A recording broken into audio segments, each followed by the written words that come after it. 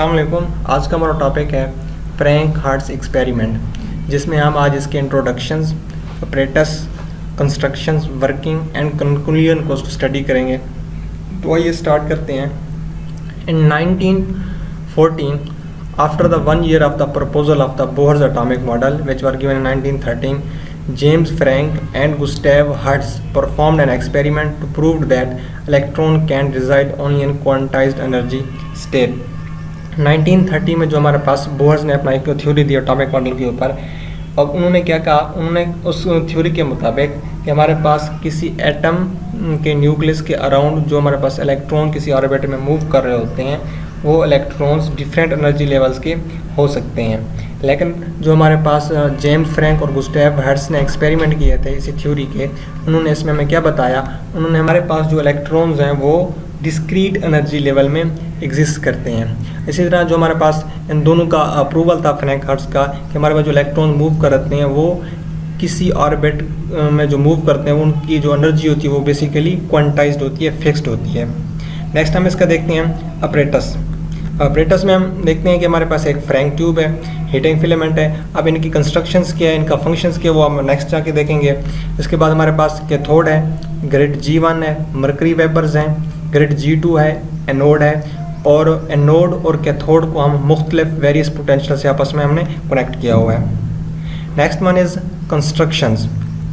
अब कंस्ट्रक्शंस में हमारे पास जो ऑपरेटस का जो ऑपरेटस यूज़ हो रहे हैं उनका जो फंक्शन है वो भी इसमें आ जाएगा। फर्स्ट में है the apparatus consist of a Franck Hertz tube containing cathode C.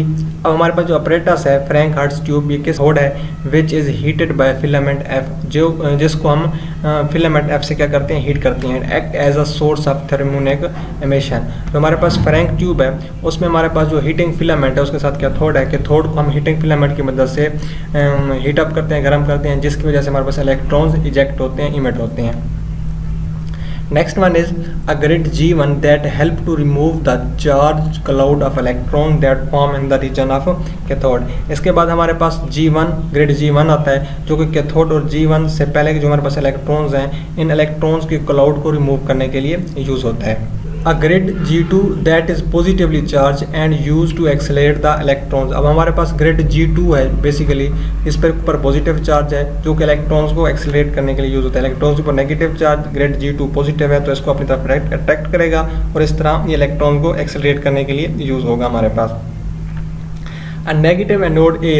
अब यहाँ पर हमारे पास वर्ड आ रहा है नेगेटिव एनोड। हम आमतौर पर देखते हैं कि जो हमारे पास एनोड होता है वो पॉजिटिव होता है और कैथोड हमारे पास नेगेटिव होता है। अब यहाँ पर हमने एनोड को नेगेटिव कंसीडर इसलिए किया कि जो हमारे पास एनोड के ऊपर जो इलेक्ट्रिक पोटेंशियल है वो स्लाइटली नेगेटिव है रिलेटिव टू द ग्रिड, क्योंकि जो हमारे पास ग्रिड जो हमने कंसिडर किया है G1 उसको हमने नेगेटिव के तौर पर लिया। अब G2 हमारे पास इसमें पॉजिटिव आ रहा है। अब यहाँ पर नेक्स्ट हम देखते हैं दैट जो हमारे पास एनोड आ रहा है negative, that act as a collector plate and collect only those electron which have energy greater than the negative potential of anode. जो हमारे पास यहाँ पर नेगेटिव एनोड है जस्ट उन्हीं इलेक्ट्रॉन्स को कलेक्ट करेगा जिनकी एनर्जी उसके नेगेटिव पोटेंशियल से ज़्यादा होगी। अब यहाँ पर दूसरा हमारे पास वर्ड आ रहा है नेगेटिव पोटेंशियल ऑफ एनोड। अब इससे क्या मुराद है, अब इससे मुराद कि हमारे पास जो इलेक्ट्रॉन्स होंगे जो कि ग्रिड G1 से पास आउट होंगे उनकी जो काइनेटिक एनर्जी होगी हमारे पास, काइनेटिक एनर्जी वो कोरेस्पोंडिंग ग्रेटर होनी चाहिए हमारे पास G2 के मुकाबले में। मीन अगर हम यहाँ पर देखें कि हमारे पास जो ये इलेक्ट्रॉन्स हैं कैथोड से इमिट होकर आ रहे हैं, अब इनको ग्रिड G1 से पास आउट होने के लिए थोड़ी बहुत एनर्जी लूज़ करनी पड़ेगी। अब इनकी जो हमारे पास काइनेटिक एनर्जी होगी वो कोरेस्पोंडिंग पहले के मुकाबले में थोड़ी कम हो जाएगी। लेकिन अब ये ग्रिड G2 जस्ट उन्हीं इलेक्ट्रॉन्स को एक्सेप्ट करेगा या कलेक्ट करेगा जिनकी जो काइनेटिक एनर्जी होगी वो कोरिस्पोंडिंग ग्रेटर देन होगी इसके नेगेटिव पोटेंशियल ऑफ एनोड से। नेक्स्ट हमारे पास है the tube has been evacuated except for the small liquid mercury atoms that are serve as a source of vapours. अब हमारे पास जो ट्यूब होगी फ्रैंक ट्यूब वो कहता है हमारे पास खाली होगी, एम्प्टी होगी सिवाय मरकरी एटम्स के जो कि हमारे पास वेपर्स के तौर पर यहाँ पर यूज़ होंगे। In order to produce a dense enough vapor of mercury atom so as to have enough number of collisions, the tube is heated thermostatically controlled oven। अब यहाँ पर कहते हैं हमारे पास अगर हम मरकरी के एटम्स की को डेंस को बढ़ाना चाहेंगे तब भी होगा जब हमारे पास उन मरकरी के एटम्स की जो कुलियंस होगी हम उनको बढ़ाएंगे। अब ये कुलियंस को कैसे बढ़ाया जा सकता है वो हम आगे नेक्स्ट इसकी वर्किंग में स्टडी करेंगे। The tube is heated thermostatically controlled oven, जो ट्यूब का हमारे पास टेम्परेचर है, हीट है, जो कि हीट की वजह से हमारे पास इलेक्ट्रॉन इजेक्ट हो रहे हैं, उसको हम ओवन थर्मोस्टेटिकली कंट्रोल कर सकते हैं। नेक्स्ट हमारे पास relatively low voltage VCG1 is applied between the cathode C and grid G1 to control the flow entering the collision region. अब हमारे पास जो पोटेंशियल अप्लाई किया गया है between the cathode C and grid G1, अब इनके दरमियान जो हमारे पास पोटेंशियल है, अब ये पोटेंशियल बेसिकली इन इलेक्ट्रॉन्स के फ्लो को कंट्रोल करता है। अगर हमारे पास बेसिकली जो पोटेंशियल का जो डिफरेंस होगा वो कम होगा, हमारे पास फ्लो इनका भी कम होगा। जितना हम इसका पोटेंशियल को बढ़ाते जाएंगे डिफरेंस को, उतना हमारे पास इलेक्ट्रॉन्स की जो हमारे पास स्पीड होगी या इलेक्ट्रॉन्स का जो हमारे पास मूवमेंट होगी वो भी इतनी ज़्यादा होगी, डेंस होगी। हम इसकी वर्किंग को देखेंगे। वर्किंग में हमारे पास वो क्या कहते हैं, in filament produces heat in accordance with the जॉस law H = I2RT which is absorbed by the cathode, कि हमारे पास जो फिलामेंट जिसको हमने हीट दी, हीट की वजह से हमारे पास वो कैथोड को हीट अप करके उसमें से इलेक्ट्रॉन्स को इजेक्ट कर रहा था, कैथोड हीट को एब्जॉर्ब कर रहा था। किस प्रिंसिपल पर वर्क करती है, जॉस law which is H = I2RT। जॉस लॉ में क्या बताता है, जॉस law states that heat produced by an electric current I flowing through resistance R for time t is proportional to the I2RT which is absorbed by the cathode. Now this cathode emits electrons by a process of thermionic emission। अब क्योंकि हमारे पास filament की वजह से cathode हमारे पास heat up हो गया, उसने एनर्जी को हीट को एब्जॉर्ब किया, तो वहाँ से थर्मियोनिक एमिशन प्रोसेस से हमारे पास इलेक्ट्रॉन्स क्या होंगे, इमिट होंगे। These electrons are attracted by G1। अब G1 हमारे पास बेसिकली क्या था, पॉजिटिव चार्ज था, इसके ऊपर पॉजिटिव G1 था, वो इलेक्ट्रॉन्स को अपनी तरफ अट्रैक्ट करेगा and allow to enter the collision region, और उनको कुलियन रीजन में एंटर करेगा। These electrons are accelerated by a variable voltage applied between the G2 and cathode। अब ये इलेक्ट्रॉन्स को हम एक्सेलरेट करवा सकते हैं by applying variable voltage. Mean हमारे पास वोल्टेज जो हम अप्लाई करेंगे ग्रिड G2 और कैथोड के दरमियान, अब इनके वोल्टेज को हम वेरिएबल करके बढ़ा या कम करके इन इलेक्ट्रॉन्स के फ्लो को भी कंट्रोल कर सकते हैं। With increase in a potential difference kinetic energy of electron increases. अगर जितना हम पोटेंशियल डिफरेंस बढ़ाते जाएंगे तो इलेक्ट्रॉन्स की जो काइनेटिक एनर्जी वो एज इट इज़ इंक्रीज होती जाएगी। Even if voltage VCG2 is increased slowly, अगर हम वोल्टेज जो कि किसके दरमियान होगा, कैथोड और ग्रिड G2 के दरमियान होगा, उसको आहिस्ता आहिस्ता बढ़ाएं, the current increases quite steeply, तब भी हमारे पास जो करंट होगा वो अचानक बढ़ेगा, फॉलो अप करेगा, ऊपर की तरफ जाएगा। The electron lose only negligible amount of energy on impact with the mercury atoms elastic collision। कहता है यहाँ पर जो हमारे पास इलेक्ट्रॉन्स मर्करी एटम के वेपर से आपस में कोलाइड करेंगे, वहाँ पर इनकी बहुत मामूली सी जो एनर्जी होगी वो वहाँ पर वेस्ट होगी या वहाँ पर लूज होगी, जिससे हम यहाँ इलास्टिक कोलियन में कहते हैं। इलास्टिक कोलियन में हमारे पास एनर्जी कंजर्व्ड नहीं रहती। अब नेक्स्ट हम देखते हैं, hence the electrons which passes through the anode have enough energy to overcome the negative potential of anode। अब जो हमारे पास कैथोड से इलेक्ट्रॉन जो इमिट हुए थे और ग्रिड G1 से पास आउट हुए थे, उनके पास इतनी एनर्जी होती है जो कि एनोड के नेगेटिव पोटेंशियल को ओवरकम कर सकें। If the voltage VCG2 becomes large enough to let the energy VCG2 is to collide। कहता है अगर हमारे पास जो वोल्टेज हमने अप्लाई किया था ग्रिड G2 और कैथोड के दरमियान, उसको हम इतना बहुत ज़्यादा बढ़ा दें तो हमारे पास जो एनर्जी होगी VCG2 की, जो मरकरी के एटम्स के जो आपके आपस में कोलाइड कर रहे होंगे, उनमें electrons equal to energy difference between the ground state and the first state of the mercury atoms. और उनकी जो हमारे पास एनर्जी होगी जो कि उनके इलेक्ट्रॉन्स के एनर्जी डिफरेंस होगा, उनके वो ग्राउंड स्टेट और एक्साइटेड स्टेट के इक्वल होगी of mercury atoms. Then colliding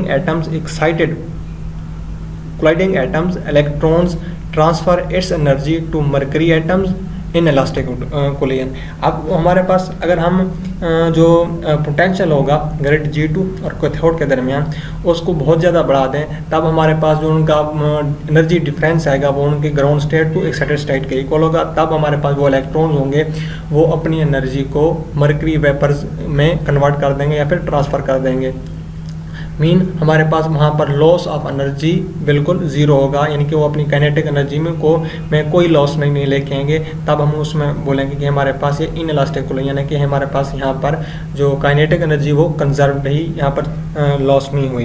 अब नेक्स्ट हमारे पास ग्राफ है जो कि फ्रैंक हर्ट्ज एक्सपेरिमेंट के रिजल्ट्स में आया, जिसमें हम एक्स एक्सिस में एक्सेलरेटिंग वोल्टेज लेते हैं और इसका वाई एक्सिस में हम आमतौर पर इंटेंसिटी लेते हैं। मीन जैसे जैसे हमारे पास जो डिफरेंस होगा वोल्टेज का वो बढ़ाते जाएंगे, वैसे वैसे हमारे पास इसकी इंटेंसिटी भी बढ़ती जाएगी।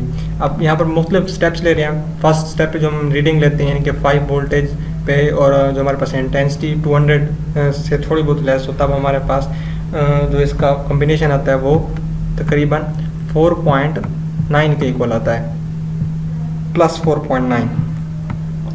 अब नेक्स्ट स्टेप पे हमारे पास आता है 9.8 एंड लास्ट स्टेप पे हमारे पास आता है इनकी थर्ड पॉइंट पे 4.7। इस तरह जैसे जैसे हम इनका डिफरेंस होगा वो बढ़ाते जाएंगे, वैसे वैसे हमारे पास इनकी इंटेंसिटी होगी वो भी बढ़ती जाएगी।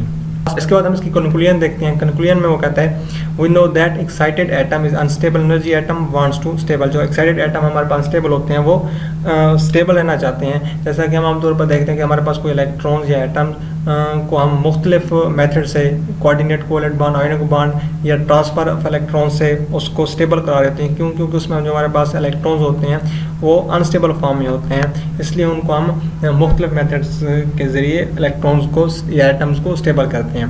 The ground state so with emission of the photons whose wavelength can be found by use Planck's equation of quantization.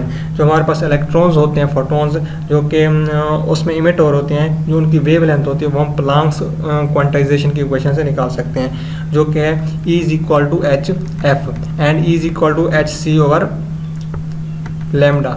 अब यहाँ पर हम is equal to F lambda, अब V को हम रिप्लेस करते हैं C से, क्योंकि हमारे पास यहाँ पर जो फोटोन है बेसिकली वो लाइट के फॉर्म में आ रहा है, तो C is equal to F lambda. तो अगर यहाँ से हम अगर फ्रीक्वेंसी की वैल्यू निकालना चाहें तो फ्रीक्वेंसी हमारे पास किसके इक्वल हो जाएगी? F is equal to C over lambda.